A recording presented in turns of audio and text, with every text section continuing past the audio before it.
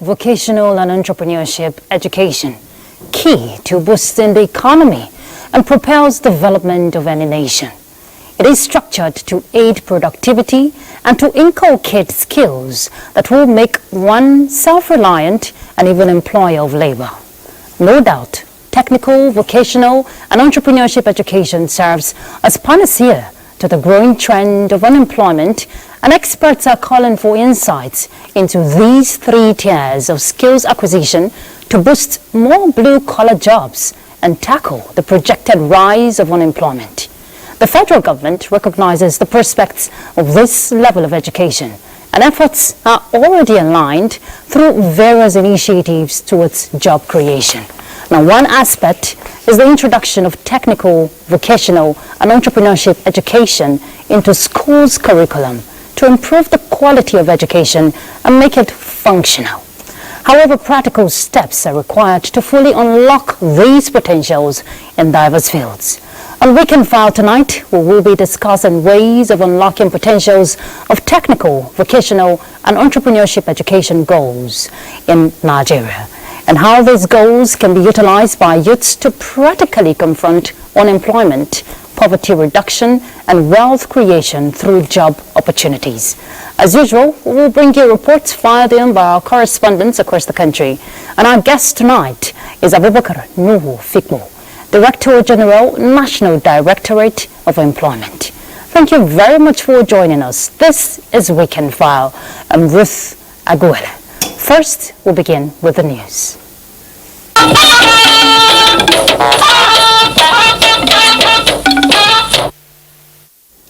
In a pivotal electoral cycle involving off-cycle elections cutting across 26 states of the Federation, the Independent National Electoral Commission, INEC, this Saturday conducted rerun and by-elections into various vacant positions in those states. Olabode Arewa brings you a compilation of the elections in some of the states.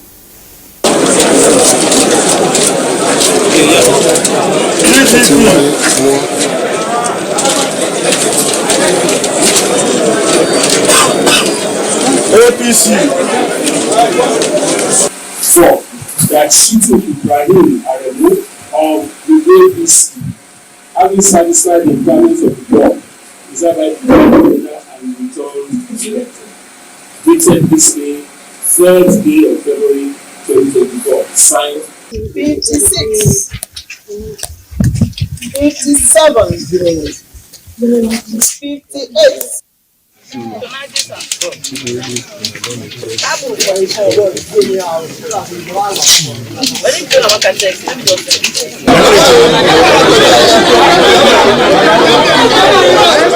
happy with the turnout.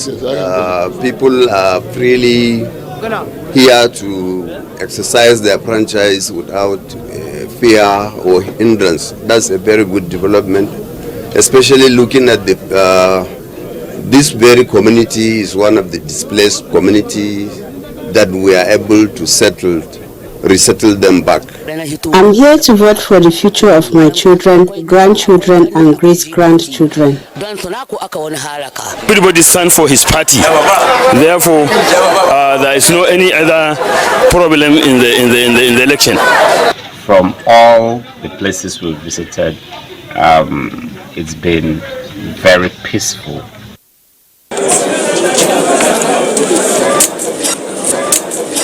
INEC was on time. We was here on time. They arrived with materials on time. No stress. I only vote for my choice.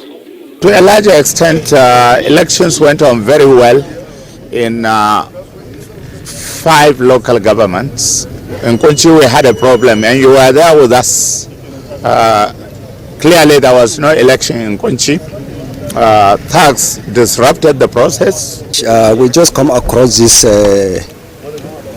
political talks, and the way they display themselves on this location is that we believe they are laying ambush for INEC officials as well as other people coming or going there to vote. So we are not going to leave them. There you have it. In a related development, INEC has suspended the rerun elections in Ikono, Ini Federal Constituency, Akwa Ibom State, due to disruptions, irregularities, and abduction of election officials. A statement by INEC National Commissioner for Information, Sam Ulumekong, notes that the elections in 2 polling units, Village Hall, Edemurua 003 in Ini local government area, and Village Hall Ibiabong Ikot Udo 003 in Ikono local government area, where all election materials were carted away by hoodlums. Similarly, INEC also suspends elections in all 8 polling units where the original results sheets were not available for inspection by voters before the commencement of polls in Enugu South 1 State Constituency. In Kunchi Tsanyawa State Constituency, Kano State, elections in all 10 polling units in Kunchi local government area were suspended due to invasion, vandalization, and disruption by thugs. INEC invites the security agencies to investigate the incidents, while the Commission commits to thoroughly interrogate any breaches involving its officials. Still from the political scene, Progressive Institute, an intellectual resource center for the APC, is set to take off as the party formally unveils a draft handbook of the proposed institute.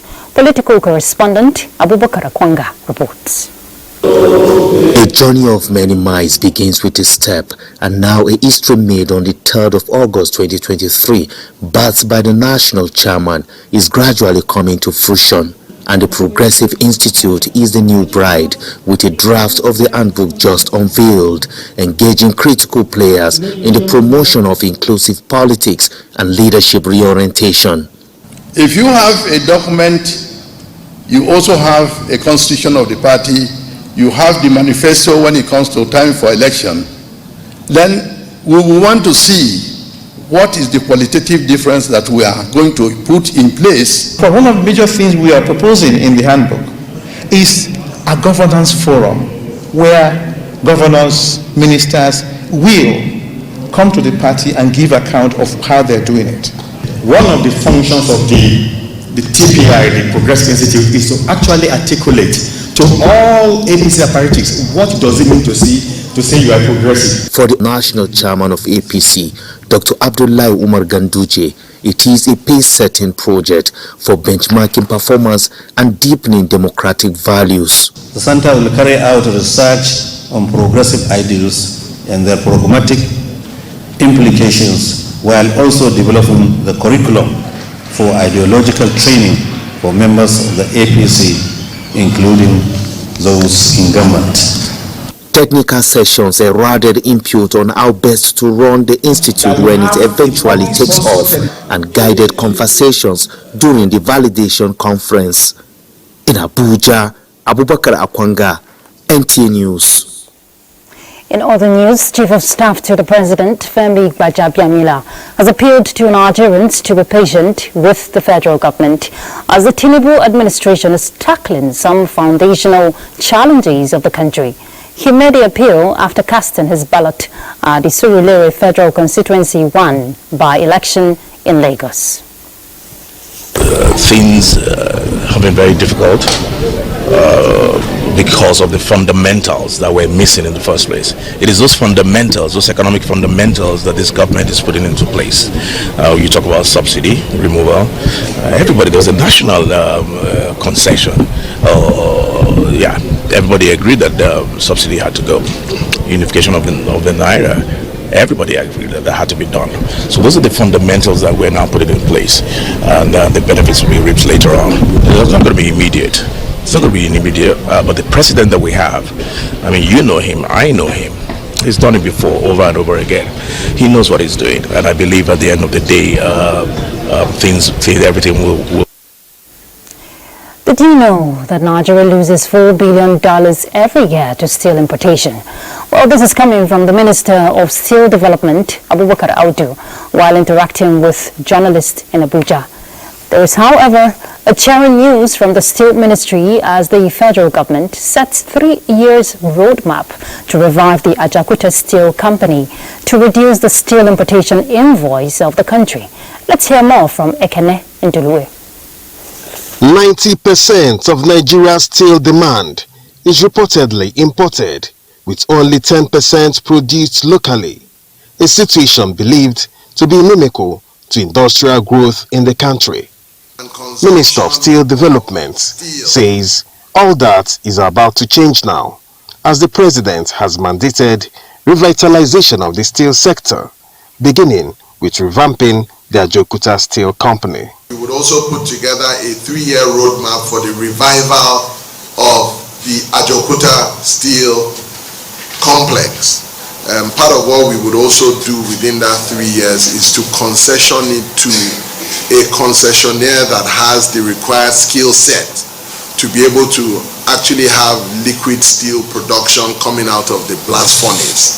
A 10-year roadmap for the sector is also in the works, with plans to structure the Nigeria Metallurgical Institute to provide required manpower in the steel industry. We have also engaged with foreign investors to come and start a new steel plant. We expect that we should be able to bring in excess of $10 billion into the economy and create in excess of 500,000 direct and indirect jobs for Nigerians. Although unsuccessful attempts have been made to revamp the steel sector in the past, the minister says this time things will be different. In Abuja, Ekene Ndulue, NTA News. The Federal Institute of Industrial Research, Oshodi, has inaugurated a modern integrated cassava processing plant in Uke, Nasarawa State. Usman Zubairu reports that the plant, expected to create 1,000 jobs, is part of the present administration's mandate of promoting industrialization using indigenous technology and raw materials.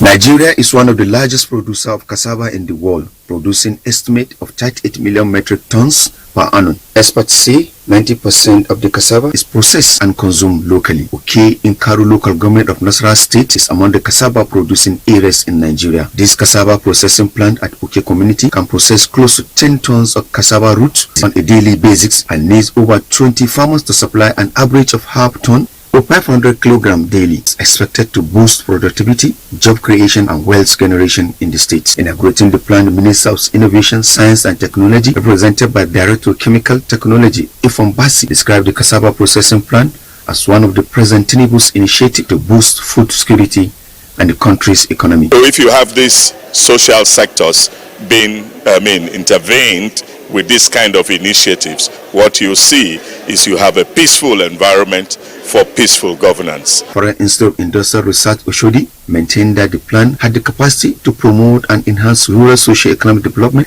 and made the cassava value chain grow with all the stakeholders, including processors, marketers, farmers and transporters, among others. We have so many products from cassava. We also use 20% inclusion of cassava in our daily bread, of which by the grace of God very soon we will still come back to this community and train some of their youths on how to produce cassava bread. I want to assure Nigerians and also African continent, Uke will be one of the major producers of Gari. The project, which is a community-driven initiative and was officially handed over to the Royal Highness of Uke, Dr. Hassan Abdullahi Kuba. The minister and his entourage had earlier made a stop at the palace of Yankanaji Kingdom, Uke, Nasarawa State for homage. Usman Zubairu, NTA News. Effective policy implementation is at the center of the Renewed Hope agenda. To this end, the Special Advisor to the President on Policy Coordination, Hadiza Bala Usman, is seeking collaboration with the National Institute for Policy and Strategic Studies on some key sectors of the Nigerian economy. Well, this was during a courtesy call on the Director General of the National Institute, Professor Ayo Omotayo.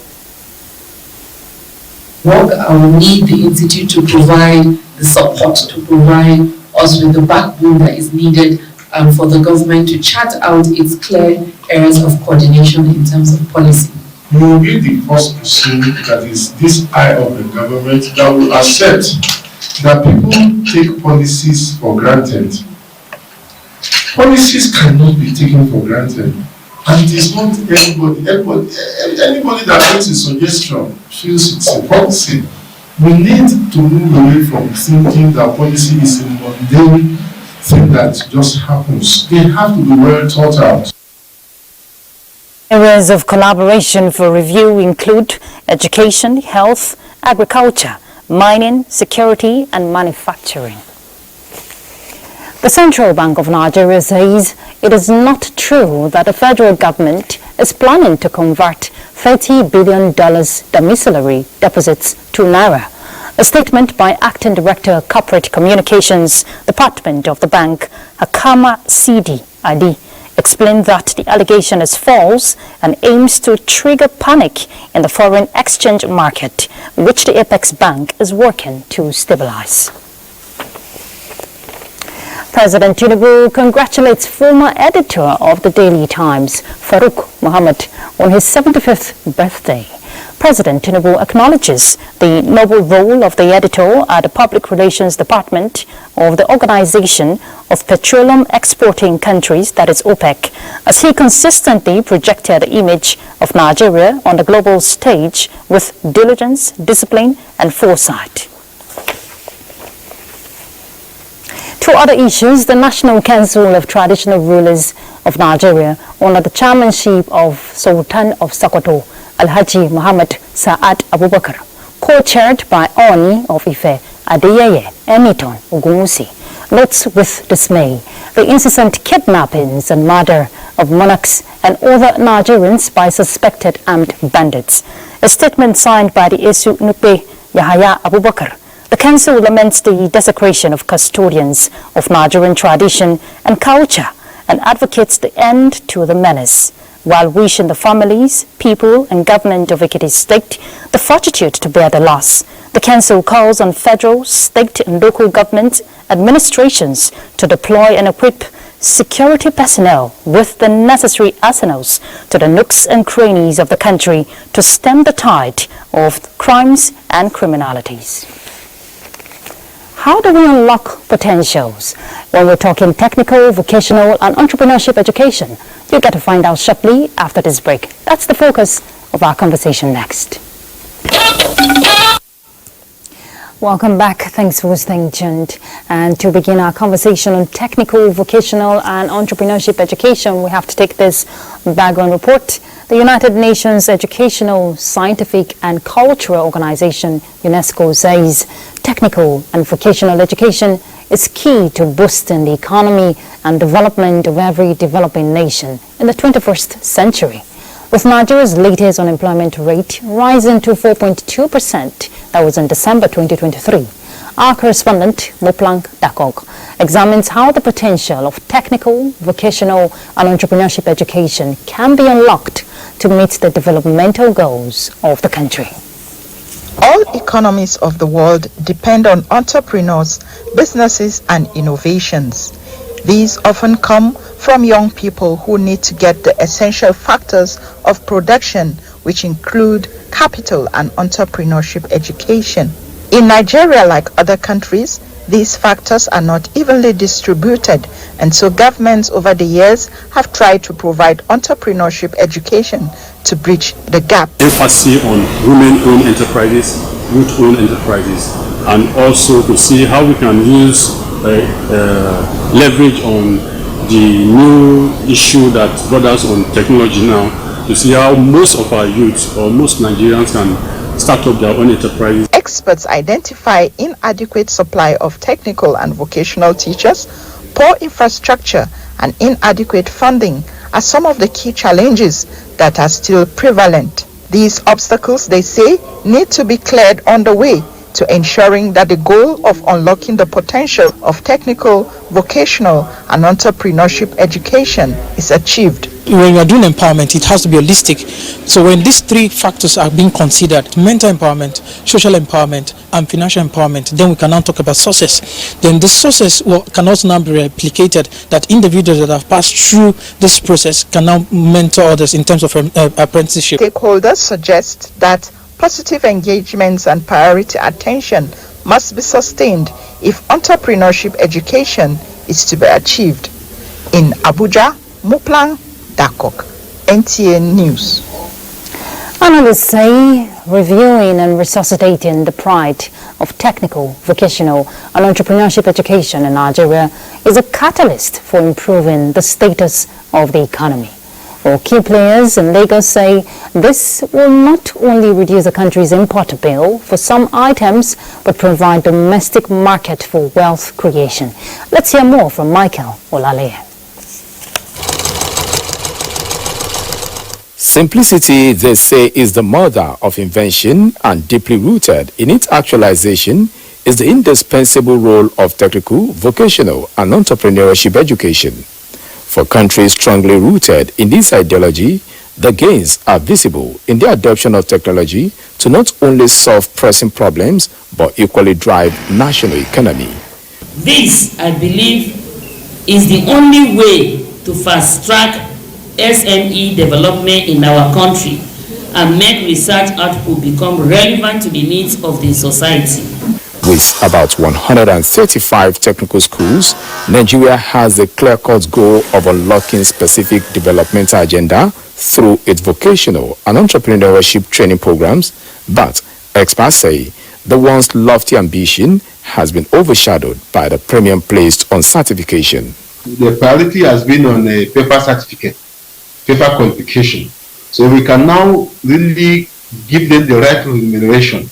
I think clear policy should come out whereby this artisan should be paid according to the skill they provide to the country. Stakeholders see the incorporation of artisans as beneficiaries under the new scholarship scheme as imperative to resuscitating the technical, vocational and entrepreneurship education's goals, simply because it is a pathway to changing their fortune from small to medium-sized businesses. We need to get more people to be in that space, creating work, solving problems. There, it will enhance our economy and ensure economic diversification and economic development in the country.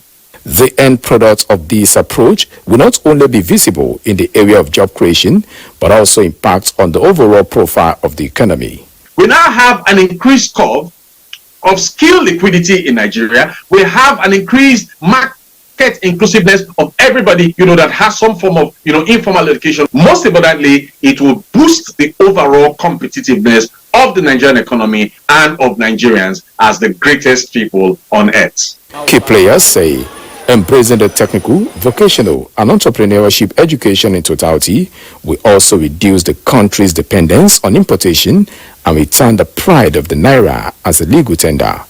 In Lagos, Michael Olale, NTA News. Right, there you have it. Let's unlock those issues as we unlock the potential of technical, vocational and entrepreneurship education. We have a guest in the studio, the Director General, National Directorate of Employment, Mr. Abubakar Nuhu Fikpo. Thank you so much for joining us on the news tonight. Thank you and good evening, viewers. Good evening to you. Now, from the report you've seen just shown to you, I'm sure the federal government, from what we have seen, has demonstrated commitment. We've seen concerns towards unlocking the potential when it comes to technical, vocational and entrepreneurship education. But let's hear from you at the helm of affairs of a directorate that has to do with job creation. What is your roadmap? Thank you very much. The government of Nigeria, in fact successive governments, have recognized the fact that TVET and entrepreneurship is the end thing now. It is key now in every development of a nation, more especially in Nigeria when unemployment started rearing its head about 2-3 decades ago. Nigeria, the government at that time established the National Directorate of Employment and charged it with the responsibility of combating mass unemployment, and therefore designed its mandate and gave it specific mandates to pursue the cause of fighting unemployment in Nigeria. And so the ticket was open for the NDA to do all that it takes And so the NTA identified the fact that skills is a necessary thing, that the emphasis we used to have on certificates will no longer be our source of revenue, will no longer be the source of income for Nigerians, and the white-collar jobs that there was in the past are no more. Therefore, we must resort to self-employment through creating opportunities for unemployed Nigerians to be skilled so that they can fit into the labor market. Some of our major problems in the labor market is skills mismatch. The labor market desires certain skills, whereas our graduates do not possess such skills, and therefore it became necessary for government and other stakeholders to put heads together in order to encourage, to create the environment for our teeming youth to acquire skills. And in line with that, the NDE, in order to showcase that it has all it takes to provide skills for unemployed Nigerians, have entered into, different kinds of partnership with relevant stakeholders in order to bring in what it takes for our unemployed Nigerians to take advantage of. Okay, Mr. Fipo, of course you're aware that the projection for unemployment rate is not looking friendly. Now, the directorate, is very key when we're looking at the 8-point priority areas of the present administration. The aspect of job creation and poverty eradication that is lifting 15 million people out of poverty. Now, it's very strategic for the directorate. What are some of these initiatives lined up, that will change the narrative for Nigerians? Yes, when the present administration came in, the administration of Bola Ahmed Tinubu, it came with an 8-point, renewed hope agenda. And some of these points include economic growth and employment creation and poverty reduction. It also included inclusivity in all its ramifications. And so in order to key into what Mr. President has said, the Honorable Minister of State, who is also the supervising minister of the NDE, she quickly came on board and tried to put us together in order to design a roadmap to key into the 8-point agenda of Mr. President. At the moment, as we are talking, the NDE has a number of skills acquisition programs that are available for unemployed Nigerians to take advantage of. For instance, in the area of inclusivity, the NDE has a unit that is dedicated to women alone. And as if that is not enough, the NDE also have a unit that caters for the vulnerable group and people living with disabilities. All this have been put in place in order to key into the 8-point agenda of Mr. President, in particular inclusivity. These are some of the steps that the NDE has taken in order to key into some of the points, the focal points of the 8-point agenda of Mr. President. All right, Mr. Fikpo, we'll hold that thought there while we take this break. We're back shortly. Don't go anywhere. Welcome back. We're still talking technical, vocational and entrepreneurship education.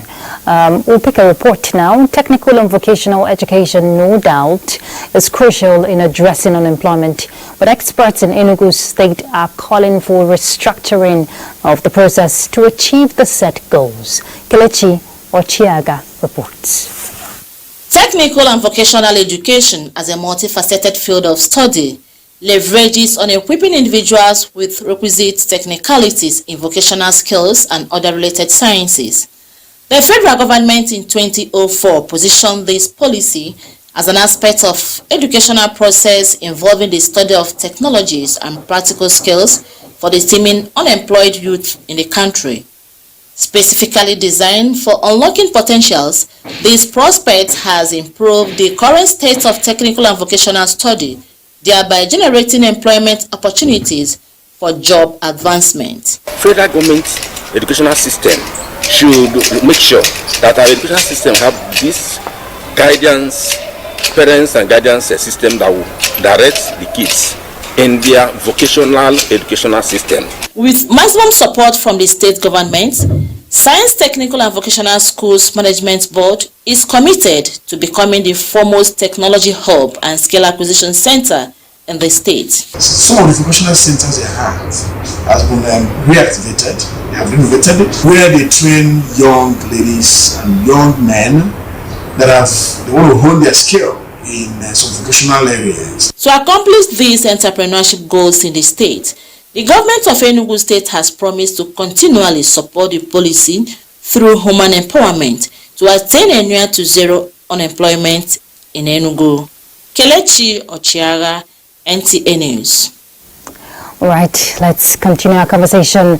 Mr. Abubakar Nuhu Fikbo is still very much around. Mr. Nuhu, you shared with us before we took the break and the report how you're getting women and vulnerable persons involved.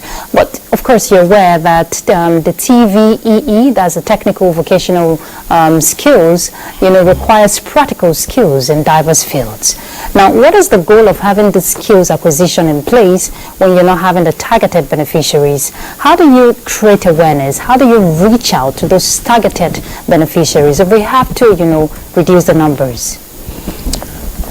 Yes, TVET, that's how it is called, Technical Vocational Education and Training,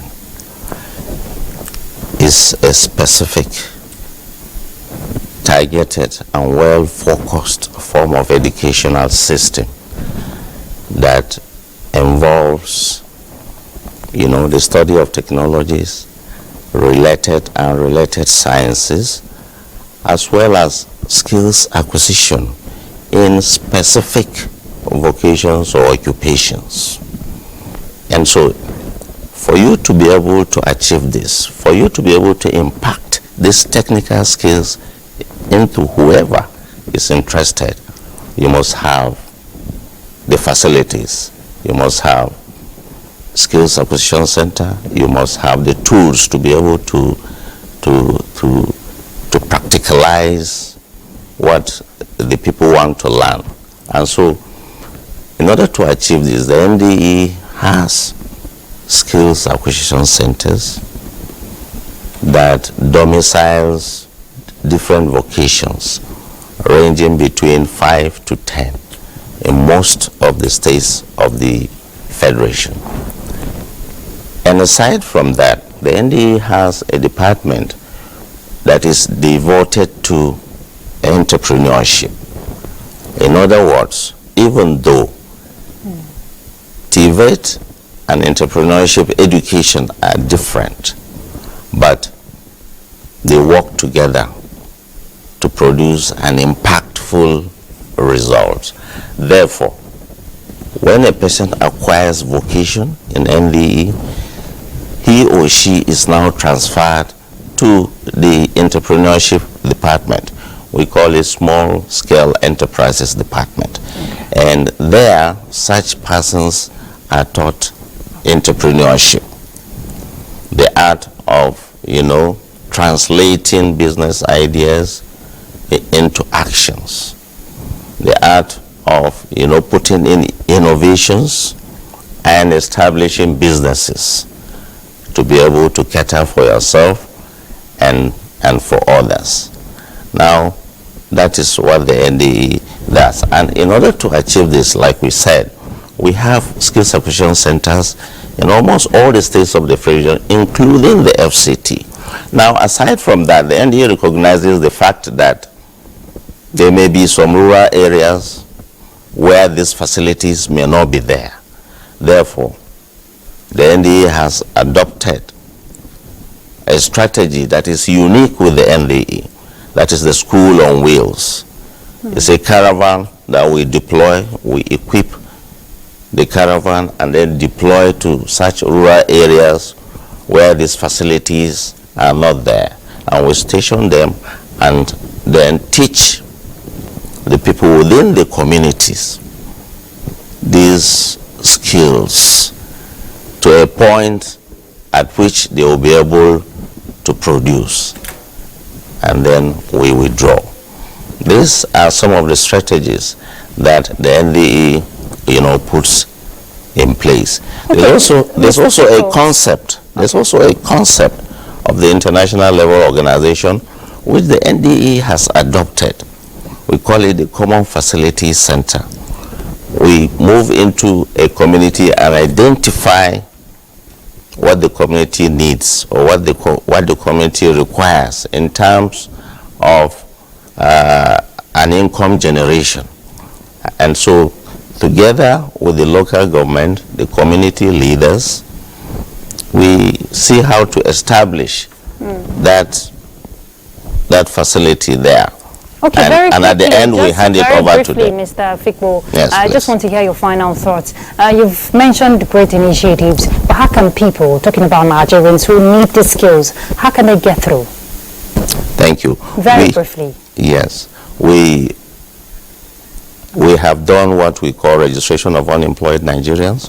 We have also done what we call registration of artisans. So we have these records, and so sometimes we have a website, a portal people can go. Yes, the NDA has a website. We have a website, but we believe that most of the unemployed people are domiciled in the rural areas where these things are not there. So if you cannot get access to our programs on the network, on the social media, through the social media, then you can go to our offices. And aside from that, we have what we call liaison officers in every local government area of this country.